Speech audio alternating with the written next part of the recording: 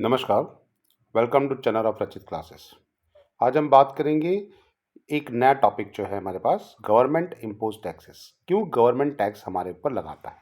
सबसे बड़ी चीज़ हम सबको दिक्कत होती है भाई टैक्स से, तो गवर्नमेंट हमारे ऊपर टैक्स क्यों लगाता है, सबसे बड़ी प्रॉब्लम ये है।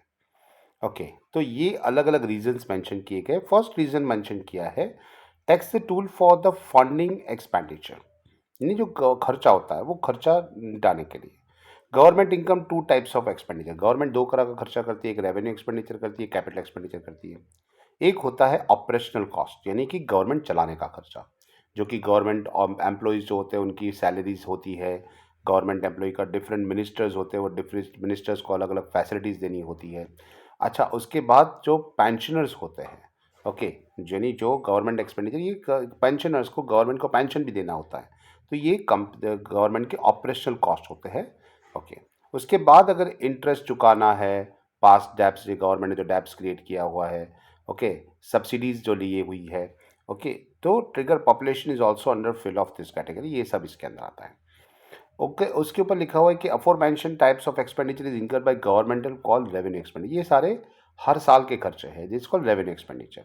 उसके सिवा भी गवर्नमेंट के खर्चे हैं, यानी बिल्डिंग्स बनाना, रोड्स बनाना, डैम बनाना, है ना। सो इनकर्ड द क्रिएटिंग यानी assets of the economy, economy के अंदर असेट्स। स्टैच्यू ऑफ यूनिटी ऐसे ही नहीं बन गया था, उसके लिए बहुत पैसा लगा था। ओके, जिससे फॉरेन फंड्स हमारे पास आए, फॉरेन की कंट्रीज़ के लोग यहाँ पे देखने के लिए आए, तो हमारा कैपिटल रिजर्व यानी कि फॉरेन इन्वेस्टमेंट यहाँ पे पड़ेगा, फॉरेन करेंसी हमारे पास बनेगी, इसलिए ये भी बनाया गया था। और बहुत सारे ऐसे प्रोजेक्ट्स हैं फॉर पब्लिक बेनिफिट, जिससे पब्लिक को फायदा होता है। So investment made by government on the purchase of precious metals, okay, currencies, foreign currencies for under this category, ये सब इसमें आता है। While capital expenditure does not have a fix definition, उसकी कोई डेफिनेशन नहीं है, लेकिन that does not lead to the any creation of assets is categorise as revenue expenditure by the government, उससे अलग होता है। और ये मीट बोथ, दोनों खर्चा करने के लिए होता है। सेकेंड होता है tool for the redistribution of resources. Government क्या करती है, apart from running the daily affairs का रोज बरोज के खर्चे जो होते हैं, उससे बिल्डिंग ऑफ प्रोडक्टिव रिसोर्सेज बनाती है for economy. And tax is also use for the subsidies, है ना, जो सब्सिडीज ली जाती है लोगों को सब्सिडीज देने में, यानी आपने ईवी व्हीकल दिया, खरीदा, तो उसके ऊपर सब्सिडी दी जाएगी। ओके, आप अगर चारकोल की जगह यानी कोलसे की जगह अगर आप गैस यूज़ करते हो तो उसके ऊपर सब्सिडीज जाएगी। तो गवर्नमेंट ये मोस्ट इकोनॉमिकल, जो most economics today and market economics को government play and crucial role of reallocating the fund to meet the subsidies.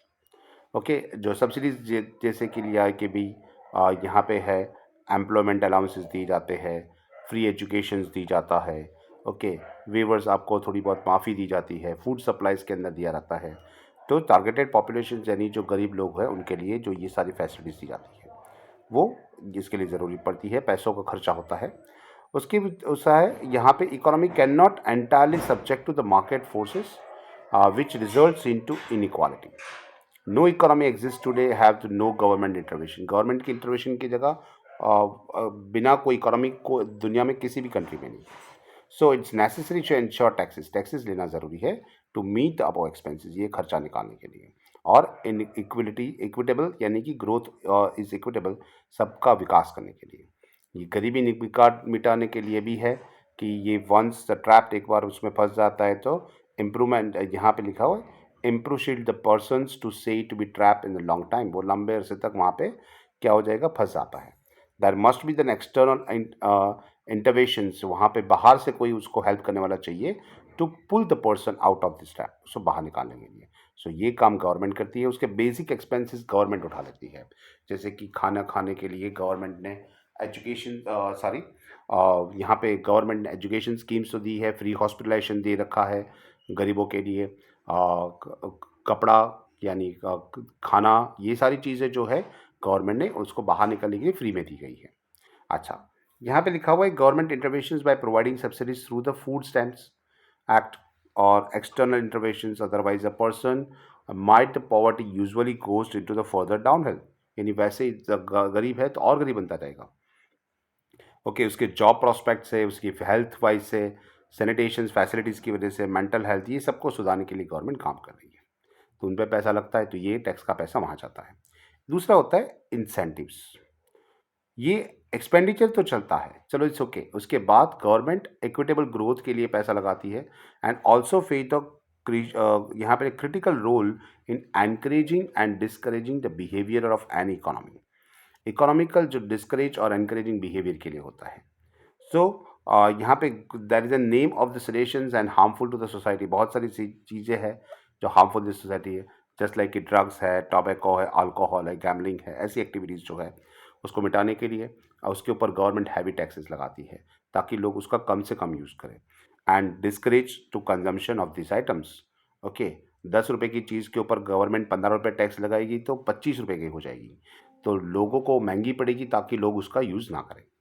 उस दूसरी तरफ होता है goods are to be principal grounds और largely compensated that the government for anticipated health. लोगों की health को और हैबिट को सुधारने के लिए होता है। This cost of than polluting the air is also aspect for the considering tax taking smokers. जो स्मोकर्स हैं उनके पास से भी, यानी कि जो कंपनीज होते हैं उसके ऊपर भी टैक्स लगाए जाते हैं। वो ज़्यादा स्मोक करते हैं यानी कि धुआं फैलाते हैं, तो ऐसी कंपनी के ऊपर भी टैक्स लगा के इनकम जनरेट की जाती है। Similarly, government wants to set up an robust industrial sector. Government industrial sector को भी आगे ले जाती है, उसमें मैसिव टैक्स हॉलीडेज दिए जाते हैं for industries to encourage the investment of this sectors, है ना। बहुत सारे सेक्टर्स हैं जिसके अंदर लोगों कोई काम नहीं कर रहा, तो ऐसे सेक्टर को बढ़ावा करने के लिए गवर्नमेंट उसको इंडस्ट्रियल सेक्टर के अंदर टैक्स हॉलीडेज देती है, इनके ऊपर टैक्स में माफ़ी दी जाती है ताकि लोग उस सेक्टर के अंदर काम करें। ओके, इट ऑल्सो भी offer the tax rebates, tax में माफ़ी भी दी जाती है, रिफंडेड द टैक्सेस, वापस भी दिया जाता है to attract and the foreign domestic investors. अच्छा, उसके बाद होता है द टूल ऑफ ऑपरेशंस।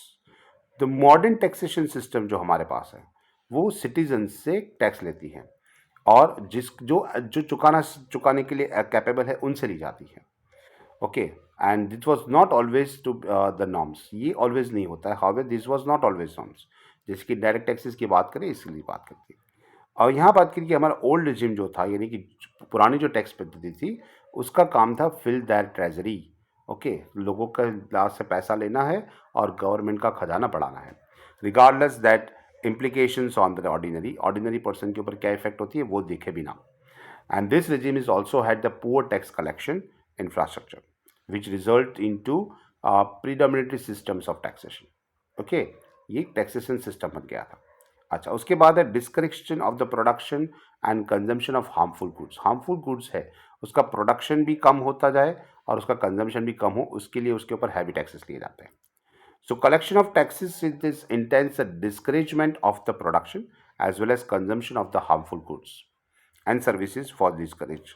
यानी ऐसे लोग, ऐसी चीज़ें अगर कम मिलेगी मार्केट में, उसका प्रोडक्शन कम होगा क्योंकि कंजम्पशन कम है ना।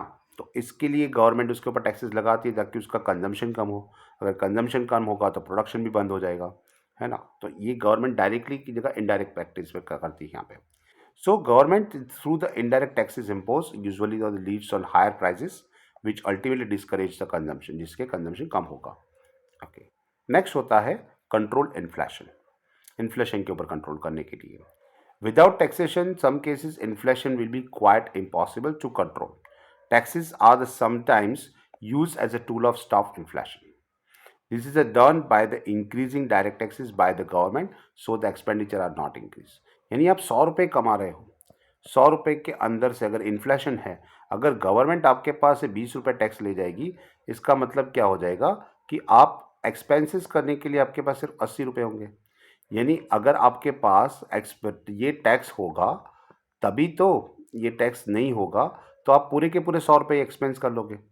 तो अब क्या किया, गवर्नमेंट टैक्स की वजह से आपका जो यूजेबल अमाउंट है, ये आपका यूजेबल अमाउंट है, ये यूजेबल अमाउंट है वो कम हो जाएगा। ओके, यूज़ करने वाली जो अमाउंट है वो कम हो जाएगी। तो यूजेबल अमाउंट कम होने की वजह से आप क्या कर पाओगे, कम चीज़ें खरीदोगे, है ना। तब इन्फ्लेशन कम हो जाएगी, मार्केट में डिमांड कम हो जाएगी। अच्छा, उसके बाद है न्यू इंडस्ट्रीज़ को प्रमोट करने के लिए। So government take the advantage of taxation to protect the newly establish industries and competition with the fame the foreign countries. यानी अगर फॉरेन कंपनीज, जो फॉरेन कंट्री का जो प्रोडक्ट है, ऐसी प्रोडक्ट के ऊपर गवर्नमेंट ज़्यादा टैक्सेस लगा देगी, उसके ऊपर एक्स और टैक्स ऐड कर देगी, ताकि इंडियन कंपनी जो है, भारत की जो कंपनी है, उसका प्रोडक्शन क्या हो जाएगा, सस्ता हो जाएगा, उसकी कॉस्ट सस्ती हो जाएगी, उसके ऊपर टैक्स एग्जेम्पशन दी जाएंगे। ओके, और फॉरेन कंट्री की चीज़ जो होगी वो महंगी हो जाएगी। तो इंडिया की जो प्रोडक्ट है वो प्रोडक्ट मार्केट में बिकेगी और इंडियन इंडस्ट्रीज़ को भी फ़ायदा होगा। इसके लिए भी गवर्नमेंट टैक्सेस लगाती है। उसके बाद है, यहाँ पे लिखा है to correlation of the adverse balance of payment.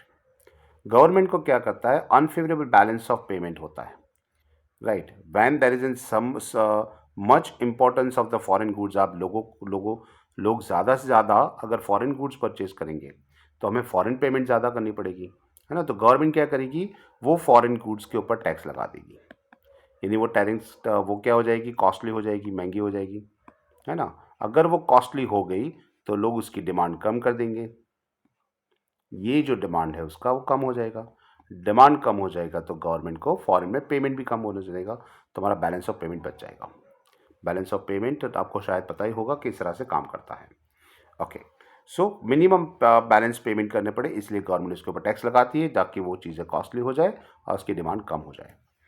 Okay, that is because there is an higher tax rate is impose, उसके ऊपर ज़्यादा टैक्स लगाया जाता है into the country, and the currency of the country usually decline, and the valuation of that effect is usually to be seen in the balance of payment. अच्छा, उसके बाद है आपके पास प्रिवेंटिंग ऑफ डंपिंग। डंपिंग किसे कहते हैं, जो चीज़ फॉरेन कंट्रीज़ में नहीं बिकती वो सारी चीज़ इंडिया में लाई जाती है, अदर कंट्रीज़ में बेची जाती है। So some companies love to export their goods in other countries where they are sell of the cheaper prices compared to how much they sell in the goods in the countries where the goods were originally produced। जहाँ पे बनती है उससे अलग country में जाके उसको बेचा जाता है ताकि उसको क्वालिटी के बारे में कुछ नहीं पता होता। ओके, तो ये क्वालिटी उनको लगती है कि ये इम्पोर्टेड गुड्स है तो हम खरीद लेंगे, हम फॉरेन कंपनी के प्रोडक्ट खरीद रहे हैं। Okay, so that's an dematerial effect. Rematerial effect at the economic, such the government introduce the taxes and further curbs the situation that what to be goods to produce, है ना। जो बहुत सारी चीज़ें इंडियन मार्केट में आज भी है, जो इंडियन मार्केट के लिए बनी ही नहीं, फिर भी इंडिया में वो बिक रही है। क्यों, क्योंकि गवर्नमेंट ने उसके ऊपर डंपिंग चार्जेस नहीं लगाए, अगर डंपिंग हो रहा है इसलिए। बहुत सारी टेक्नोलॉजी जो इंडिया में है वो इंडिया के लिए बनी ही नहीं, इंडिया में उसकी ज़रूरत ही नहीं है, फिर भी वो मिल रही है।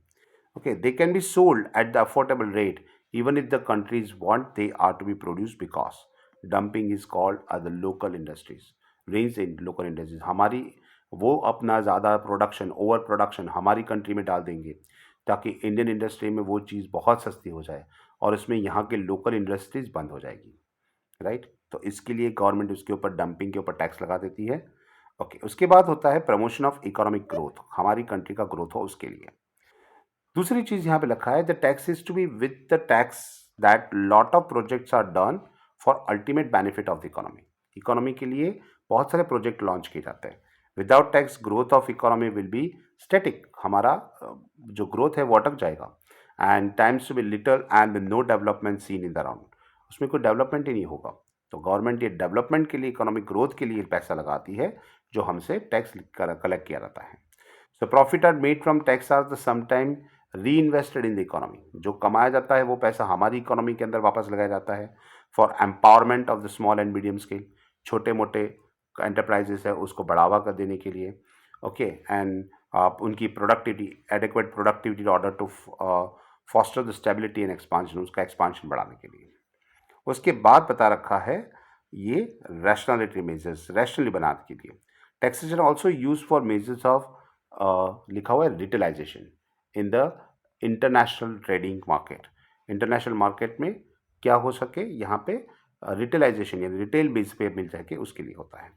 एंड एम्प्लॉयमेंट पर्पस तो हमें पता ही है, क्योंकि टैक्स रेट अगर इंक्रीज द टैक्स रेट बढ़ता जाएगा, government can help to do can be achieve the desirable employment level भी बढ़ता जाएगा। तो ये 12 टॉपिक थे जिसमें मेंशन किया गया कि क्यों टैक्सेस लगाने चाहिए। ऐसा दूसरा टॉपिक है प्रिंसिपल ऑफ टैक्सेशन, वो नेक्स्ट लेक्चर में हम डिस्कस करेंगे। Have a good day.